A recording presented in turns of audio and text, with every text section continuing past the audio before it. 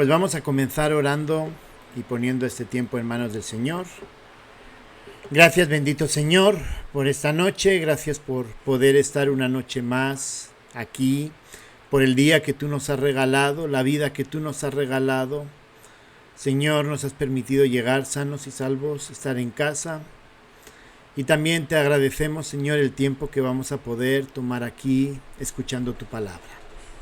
Señor, te rogamos que tú nos ayudes, que tú nos des entendimiento en todo momento de lo que vamos a escuchar. Te rogamos, Señor, que nos abras nuestro entendimiento acerca de qué es lo que tú quieres para nosotros. Te lo pedimos en el nombre de Cristo Jesús. Amén. Pues vamos a continuar con Malaquías, el capítulo 3, versos del 6 al 12.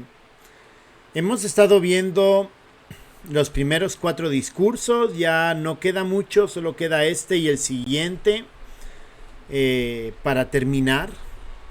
Ya terminaríamos todos los profetas del Antiguo Testamento. Lo que hemos estado viendo en los 4 primeros discursos, hemos estado viendo y aprendiendo acerca de cómo debemos de responder al amor de Dios. También hemos visto de cómo Dios nos llama a honrarlo, cómo Dios nos llama a ser fieles y cómo Dios nos llama a ser justos en su relación, en nuestra relación con Él. Recordemos que Malaquías está predicando a un pueblo que, a pesar de haber vuelto del exilio, el pueblo siguió pecando. El pueblo aparentemente había aprendido, pero la realidad de sus vidas es que sí habían comprendido, pero en cierto modo ellos se apartaban. Entonces, Dios a través de Malaquías les invita y les recuerda a responder a cómo Dios les había cuidado a ellos. Y lo que vamos a ver hoy, Malaquías capítulo 3, versos del 6 al 12, es un capítulo o es una sección que normalmente lo hemos escuchado cuando vemos a predicadores hablando acerca del diezmo y utilizándolo como argumento de que si no damos, Dios no nos va a bendecir. Sí, tiene que ver con eso, pero hay un tema mucho más profundo y es un tema que nos habla a nosotros como iglesia. Y es que Dios es nuestra esperanza a pesar de nuestro pecado. Vamos a ver que realmente lo que está haciendo Dios es atacando un pecado del pueblo. Y esto es un llamado también para nosotros. Cuando en medio de nuestras vidas nosotros pecamos, cuando en medio de nuestras vidas a veces nos dejamos dominar por algún pecado, y lo que Dios nos está invitando es a que reconsideremos cómo estamos viviendo y a entender que hay esperanza a través de Él cuando nos arrepentimos. O sea, puede haber pecado, pero si nos arrepentimos, tenemos esperanza en Él. Malaquías capítulo 3, versos del 6 al 12, dice así: Porque yo, Jehová, no cambio. Por esto, hijos de Jacob, no habéis sido consumidos. Desde los días de vuestros padres os habéis apartado de mis leyes y no las guardasteis. Volveos a mí, y yo me volveré a vosotros, ha dicho Jehová de los ejércitos. Mas dijisteis, ¿en qué hemos de volver? ¿Robará el hombre a Dios? Pues vosotros me habéis robado. Y dijisteis, ¿en qué te hemos robado? En vuestros diezmos y ofrendas. Malditos sois con maldición, porque vosotros, la nación toda, me habéis robado. Traed todos los diezmos al alfolí, y haya alimento en mi casa. Y probadme ahora en esto, dice Jehová de los ejércitos. Si no, os abriré las ventanas de los cielos, y derramaré sobre vosotros bendición hasta que sobreabunde. Reprenderé también por vosotros al devorador, y no os destruirá el fruto de la tierra, ni vuestra vid en el campo será estéril, dice Jehová de los ejércitos. Y todas las naciones os dirán bienaventurados, porque seréis tierra deseable, dice Jehová de los ejércitos. Así que vemos a Malaquías hablando al pueblo acerca de su pecado, y su pecado está relacionado con haber dejado a Dios en segundo plano, en segundo lugar. Ellos habían decidido que ellos iban a resolver sus problemas. Cuando vimos la introducción, hablamos un poquito de la situación, recordábamos que Israel en ese momento estaba pasando por una sequía, también que los ejércitos de los persas estaban llevándose todo lo principal de la comida para la guerra que tenía en Grecia. Y entonces ellos se estaban quedando, por decirlo así, o guardaban para ellos lo mejor. Y eso no lo estaban dando a Dios. Y este mensaje es justamente un llamado a esa reflexión, un llamado a pensar que si damos el primer lugar a Dios, Dios también va a responder por nosotros.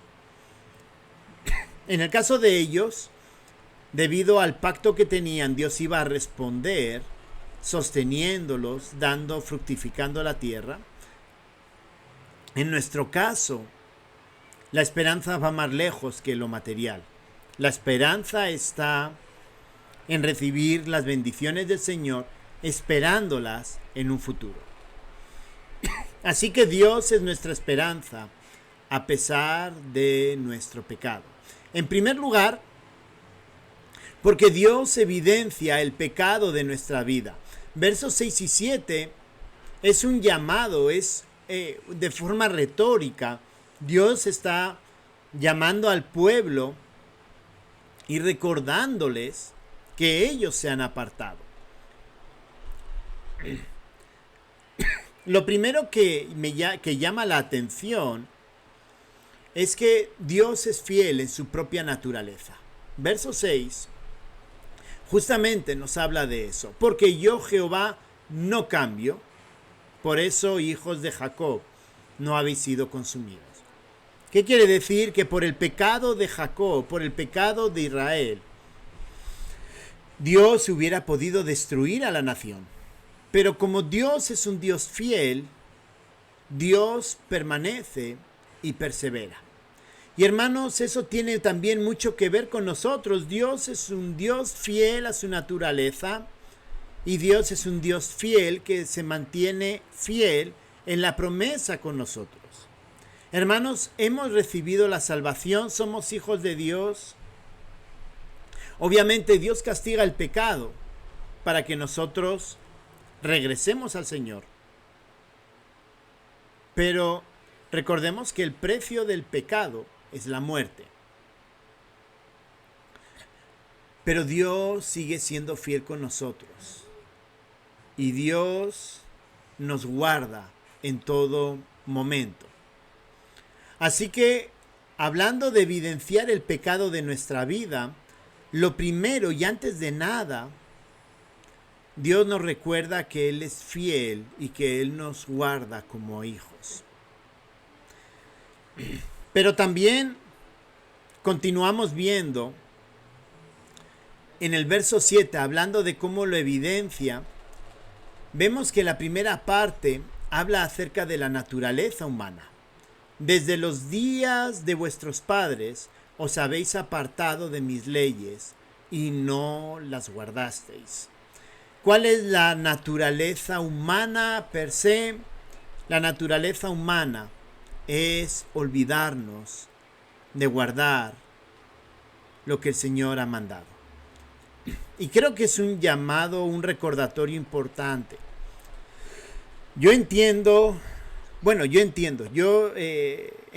que muchas veces las situaciones de la vida a veces nos hacen tomar decisiones que no debemos. Y con eso no estoy justificando.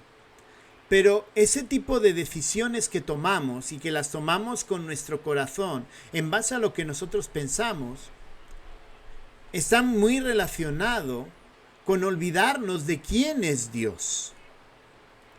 Y olvidarnos lo que Dios nos ha llamado a guardar como hijos suyos.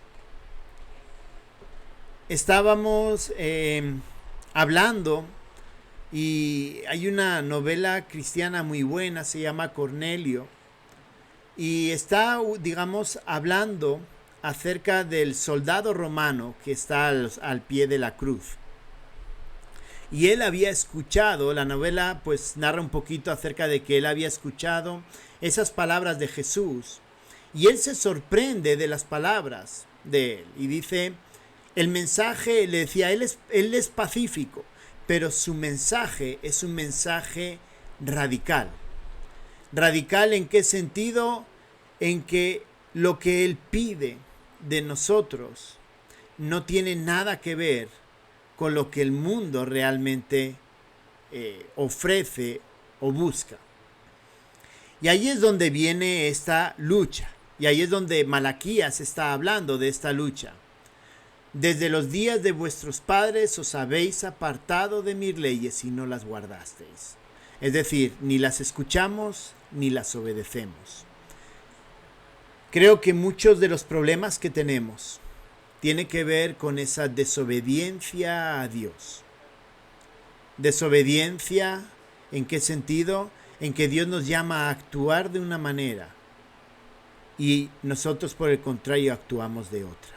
Nos manda a amar a las personas que nos rodean, a expresarle ese amor, y muchas veces lo que tenemos quizá no llega al odio, pero tenemos rabia.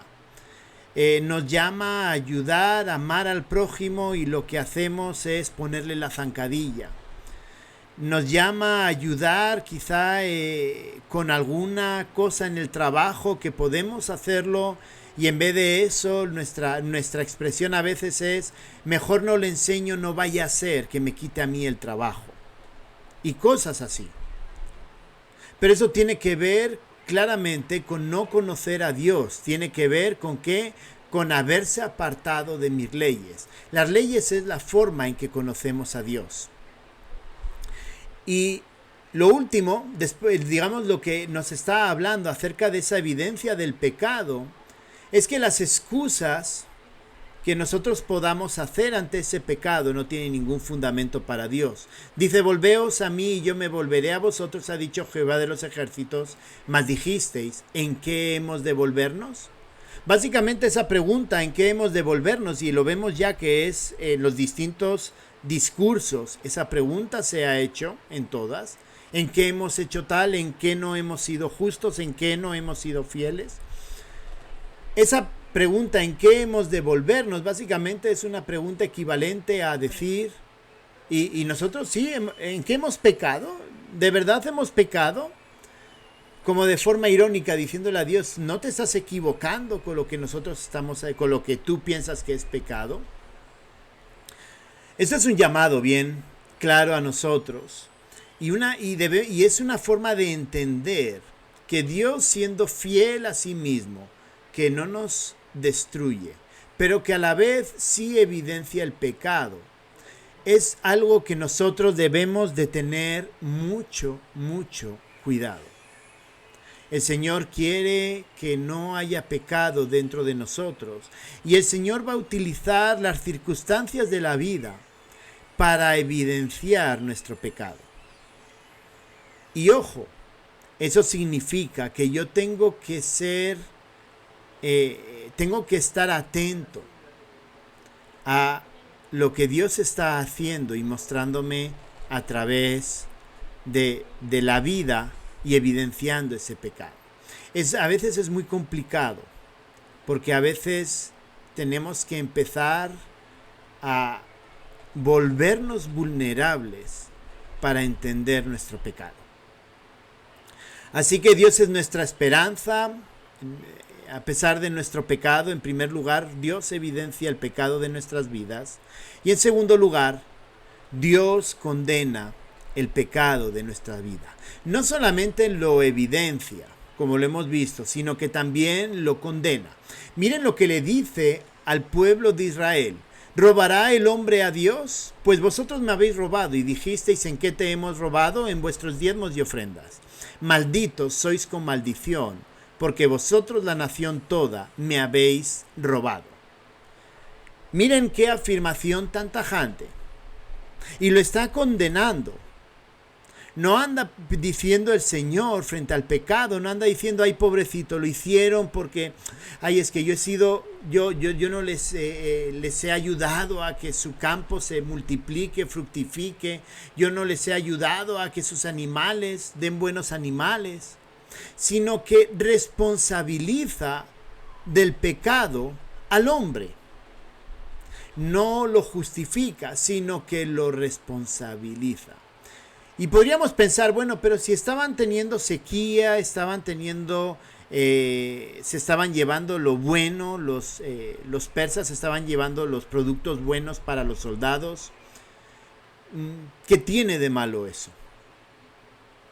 Pues lo que tiene de malo, y lo hemos dicho antes, es que el pueblo no había entendido que Dios era la prioridad número uno, que Dios era sobre quien tenían que tener esa confianza. Las ofrendas que Dios pide y cómo las pide tiene que ver con la confianza de que Dios es el Dios creador y el Dios soberano. Cuando Dios pide ofrendas en los primeros frutos, lo que les está diciendo es: crean en que lo que ustedes me van a dar, yo se lo voy a multiplicar. Entonces tenía que ver con confianza. Denme lo mejor, los primeros frutos, los primogénitos. Denmelo a mí y no se preocupen que nada les va a faltar. En este caso, cuando estaba hablando de ese diezmo y ofrendas, lo que pasa es que ellos estaban dudando y cuestionando a Dios. Vemos una cosa más, y es que Dios es capaz de apuntar a pecados específicos de nuestra vida. ¿Se han dado cuenta? ¿Cuál era el pecado de Israel? Robar a Dios. Y robar a Dios, si vamos a los mandamientos, en los 10 mandamientos, en Éxodo capítulo 20, Deuteronomio capítulo 5, aparece: no robarás. Así que Dios está atacando directamente al pecado específico del pueblo. Y eso también es algo llamativo, ¿no? Cuando Dios trata con nosotros, no trata con nosotros diciendo: bueno, Íñigo, has pecado. No. Íñigo, has pecado en esto, Íñigo, has pecado en aquello, Íñigo, has pecado en lo otro. Y como Íñigo ha pecado, el Señor me llama la atención específicamente en esos pecados. Insisto, que tengo que ser sensible. Y eso significa de comprender quién es Dios en mi vida para poder ser sensible. En segundo lugar, lo hemos visto antes, pero las excusas en cuanto a nuestro pecado no son justificación. Y el pueblo le cuestiona nuevamente. Dice: ¿robará el hombre a Dios? Pues vosotros me habéis robado. ¿Y qué responde el pueblo? ¿En qué te hemos robado? Dios tiene que responderle: en vuestros diezmos y ofrendas. Es decir, Dios condena. Y si queremos realmente un verdadero arrepentimiento, tenemos que estar dispuestos a reconocer cuál es nuestro pecado. Dios continúa detallando acerca del pecado en los diezmos y las ofrendas, pero quizá lo más importante es cómo Dios condena el pecado. Y miren cómo le condena al pueblo de Israel. Malditos sois con maldición, porque vosotros, la nación toda, me habéis robado. Miren qué palabras tan duras en cuanto al pecado. Malditos sois. Y es que a veces nos tomamos el pecado como un juego. En el sentido de que pecamos, vemos que no hay consecuencias y realmente no actuamos en medio de ese pecado. Y realmente no nos importa, y como no hay consecuencias, seguimos haciendo lo mismo. Pues Dios condena el pecado. Por eso decía que esto no es tanto no es tanto hablar acerca de si diezmo, de si diezmo, ofrendo o no, o no. O sea, no es tanto esa parte. Es una confrontación directa al pecado de la desobediencia a Dios en cuanto a algo en específico, el diezmo y la ofrenda. Y por eso este mensaje es tan importante para nosotros. Porque Dios nos confronta de la misma manera y Dios condena el pecado. Las palabras, vuelvo a recordar y vuelvo a insistir, las palabras de Malaquías son bien duras. Malditos sois con maldición. Hermanos, esto es un llamado serio al pecado en nuestra vida. Dios lo condena. Y si Dios lo condena, vamos a ver ahora, es que Dios nos da la esperanza de poder arrepentirnos. Dios quiere y Dios está buscando. ¿Por qué Dios evidencia? ¿Por qué Dios condena? Porque quiere que tú y yo nos arrepintamos de nuestro pecado y entonces nos vivamos conforme a la voluntad de Dios. Y esos son los versos 10 al 12. Dios nos da esperanza si nos volvemos a Dios, si nos arrepentimos. Dice, traed los diezmos al alfolí y hay alimento en mi casa y probadme ahora en esto, dice Jehová de los ejércitos. Si no, os abriré las ventanas de los cielos y derramaré sobre vosotros bendición hasta que sobreabunde. Reprenderé también por vosotros al devorador y no os destruirá el fruto de la tierra. Ni vuestra vid en el campo será estéril, dice Jehová de los ejércitos. Y todas las naciones os dirán bienaventurados, porque seréis tierra deseable, dice Jehová de los ejércitos. Miren, en 3 versículos, 3 veces repite Jehová de los ejércitos. Bueno, 4 veces repite Jehová de los ejércitos. Esperen, 1, 2, 3 veces, perdón. 3 veces repite Jehová de los ejércitos. Este es un llamado al pueblo a reconocer y a expresar quién es verdaderamente Dios. ¿Por qué Jehová de los ejércitos y no Jehová proveedor?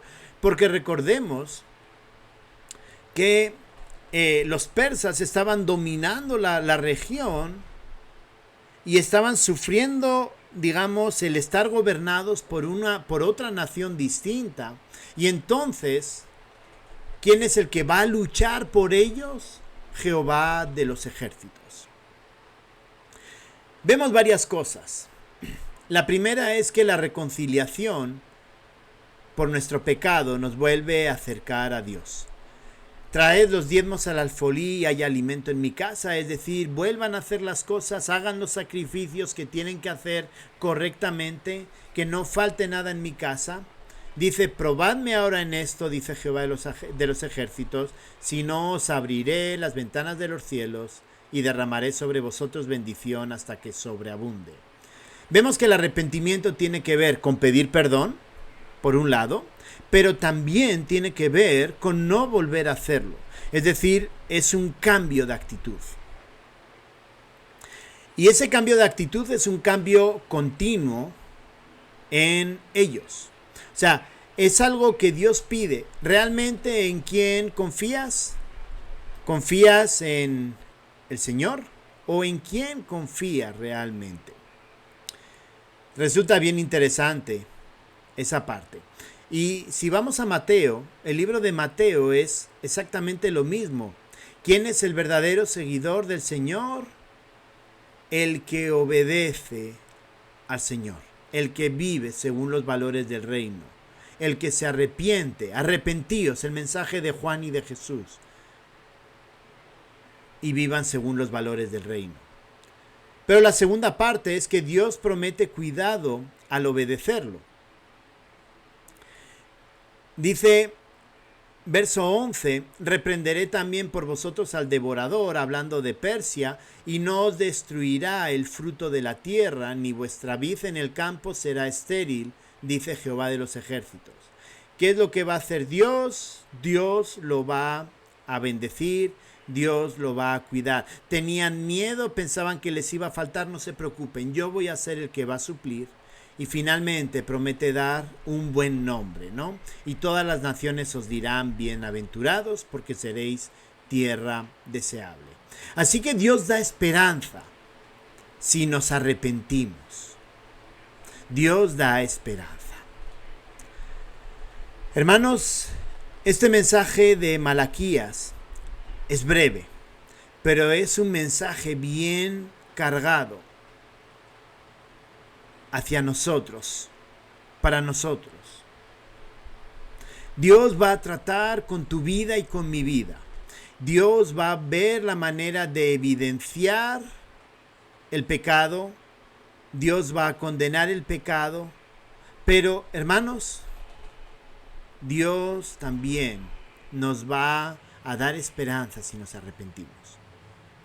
Dios quiere que nuestra vida sea de integridad con Él, hacia Él.